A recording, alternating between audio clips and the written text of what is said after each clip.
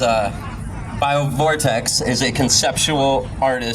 delusional conceptual artist who grows moldy seeded weed on the coast. A lot of the work that I do involves growing cannabis in a really wet environment.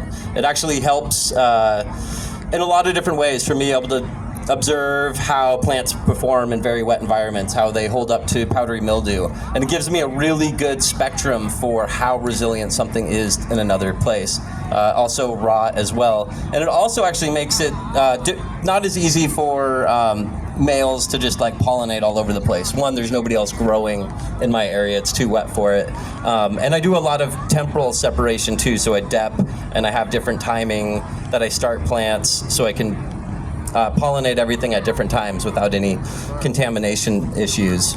But it's really awesome to be able to observe how cannabis grows in different environments. And so one, I get to do it on the coast and make selections on that for the most resistant, but then I also get to go and see all of these plants growing at amazing farms, like Moon-Made Farms we have over here, Radical Herbs, Bryceland Forest Farms, we got Can Do Attitude, Dry Farm, and they all grow my seeds at times, and I get to go see them grow in all these different environments, whether it's dry farmed in the Eel River or it's in the Bryceland Forest where you get a totally different influence. There's some of that coastal influence, but it's far enough that it gets a lot of sun. There's the bay and the oak kind of smells and vibe to the soil, and then you get like Moon-Made up in the mountains, the Palo Verde area where it's just kind of that amazing for high THC.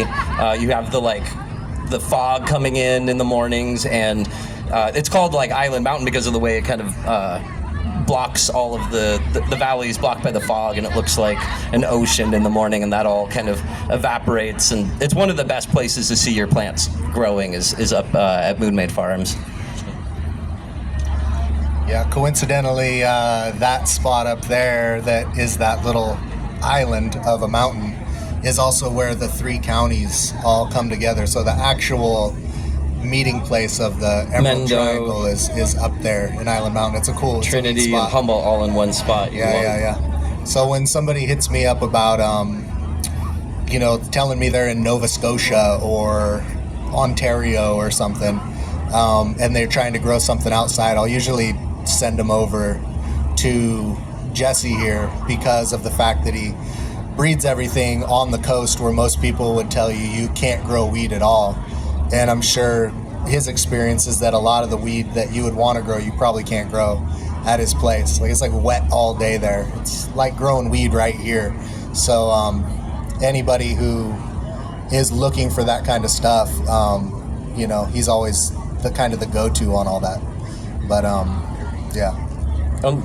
Yeah, and when it comes to like the aromas and terpenes, like you're one of like the best out there. I've always I can smell your flowers like in a bag of a bunch of other flowers. We were just joking with our friend Josh, who gave me like a whole bunch of different varieties of everything, and it's a lot of like kind of the gassy and rainbow belt and sherbety and those kinds of smells. And then I smell this one and just like, it's like so much myrcene, and it's just so pleasing, and it has to be Jackson. Like, what is that? And like we started going through all these different varieties. I was like, no, and then he was like, oh, was it Mountain Strawberry from Jackson? And it was like, that's probably it, and started to describe it. And then I talked to you, and it was like, yeah, definitely had to be it. There's something about the way some of your varieties hit the nose. It's just really, really strong. Some of my favorite crosses too, like the cherry lime dog that I did with your cherry lime pop. That combo just worked out so good, and I love the way they both enhanced each other. But the incredibly sharp cherry and gassy and fermented smell that came over from that lime pop is just very euphoric, and I like to always have flowers like that around for aromatherapy. Yeah, so that's what he's been doing, cool stuff where he takes like something like that, like I gave him cherry lime pop, which is like a cherry pie derivative thing, and it has that real heavy funk like that. But then he takes it and mixes it with things that are the biggest hash producers, selects it for being the most mold resistant, powdery mildew resistant, and kind of everything else that he wants from it, mixes it with things. And then all these farms that he's talking about, they grow those things out, and then he gets back selections from those, and so it's like a it's what they call shuttle breeding in traditional ag, where you kind of take something and someone else does something with it, and then you get it back, and then it gets passed around like that. And in doing that, you get like to different spots that you wouldn't get, where if you're just sitting milling around with your own stuff. So that's a lot of what we do together, is kind of try different stuff with different things we have, and then bounce those off of different people's farms, and it's super fun process. So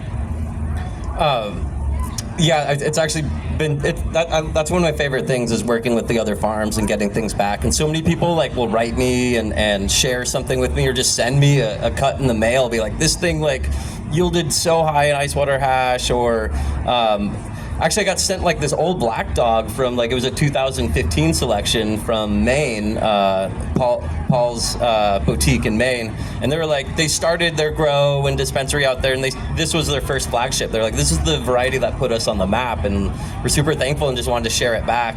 And so I did a lot of breeding projects with that this year.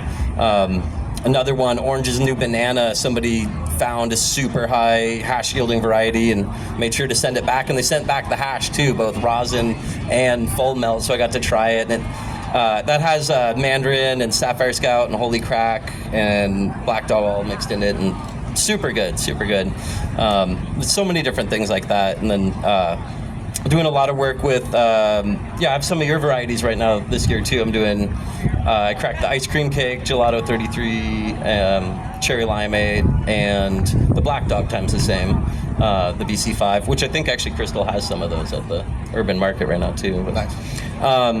And some root beer freeze that was going through, but I just pollinated some of the, I put it, actually the Black Dog Gelato 33 Cherry Limeade F5 onto the original Black Dog too, just to like have that version of it too, and get that back to you. So just a splash of the other stuff. Yeah, just get like that original selection, and I did it with that Paul's Cut one too. So.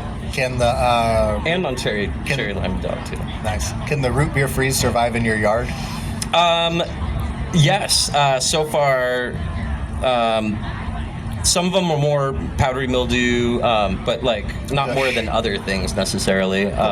And so far, looking good. I have a few males that are looking really good too. But yeah, we'll see. We're not there yet for the full season, but so far so good. They seem they're pretty tall. They grow up fast too. They stretch a lot. They stretch quick. Yeah. So if they're with another plant, they stretch really quick. But I'm really liking the stem rubs, and pick something nice for it to go on. Nice. Haven't chosen yet. But. Cool. Anything you're working on in the garden? The Hindu Yes. process looked cool. So I did